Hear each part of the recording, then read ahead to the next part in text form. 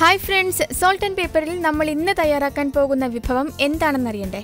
നമ്മൾ ഇന്ന് ഉണ്ടാക്കുന്നത് നാടൻ ചിക്കൻ തോരനാണ്. അതിനു വേണ്ട ഇൻഗ്രീഡിയൻസ് എന്തൊക്കെയാണെന്ന് നമുക്ക് ആദ്യം നോക്കാം. ഇഞ്ചി 100 ഗ്രാം, പച്ചമുളക് 4 എണ്ണം, കറിവേപ്പില 5 ഇതൾ, മല്ലിയില 5 ഇതൾ, പുതിനയില 5 ഇതൾ, വറ്റൽമുളക് 4 എണ്ണം, വെളുത്തുള്ളി 100 ഗ്രാം, മഞ്ഞൾപ്പൊടി 1 ടേബിൾ സ്പൂൺ, ഉഴുന്നുപരിപ്പ് 1 tablespoon, garam masala 1 tablespoon, കുരുമുളക് പൊടി 1 ടീസ്പൂൺ, ഉപ്പ് ആവശ്യത്തിന്, വെളിച്ചെണ്ണ 300 ഗ്രാം, കശ്മീരി മുളക് പൊടി 2 ടേബിൾ സ്പൂൺ, മല്ലിപ്പൊടി 4 ടേബിൾ സ്പൂൺ, കടുക് 1/4 ടീസ്പൂൺ, സവോള 1 കിലോ, തേങ്ങ ചിരകിയത് 1/2 മുറി, തേങ്ങ കൊത്തിയത് 2 സ്പൂൺ, നാടൻ ചിക്കൻ 1.5 കിലോ.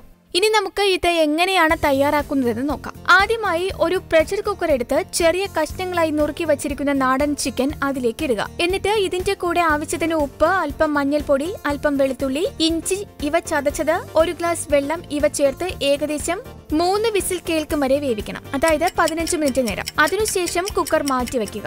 അപ്പോഴേക്കും നമുക്ക് അതിന്റെ ബാക്കി കാര്യങ്ങൾ നോക്കാം. ഒരു പാൻ ചൂടാക്കി വെളിച്ചെണ്ണ ഒഴിച്ച് ചൂടാകുമ്പോൾ 1/4 ടീസ്പൂൺ കടുകിട്ട് പൊട്ടിക്കണം. അതിലേക്ക് 4 വറ്റൽമുളക് മുറിച്ചതും, വെളുത്തുള്ളി, ഇഞ്ചി ഇവ ചതച്ചതും, പച്ചമുളക് 4 എണ്ണം മുറിച്ചതും, ഉഴുന്ന് പരിപ്പ് 1 ടേബിൾ സ്പൂണും, തേങ്ങ കൊത്തിയരിഞ്ഞത് 2 ടേബിൾ സ്പൂണും, സവോള അരിഞ്ഞതും ചേർത്ത് നന്നായി വഴറ്റുക.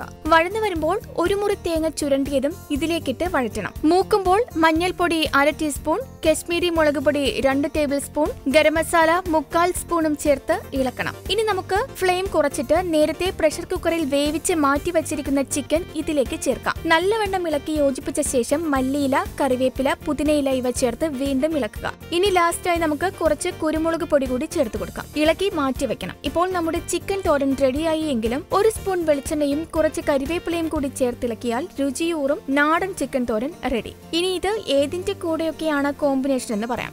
ഏറ്റവും നല്ലത് കപ്പയുടെ കൂടെ കഴിക്കാനാണ്. അപ്പവും ചോറും ഒക്കെ കോമ്പിനേഷനാണ്. കൂടുതൽ കൊതിയോറും വിഭവങ്ങൾക്കായി ഉടനെ തന്നെ ഈ ചാനൽ സബ്സ്ക്രൈബ് ചെയ്യൂ.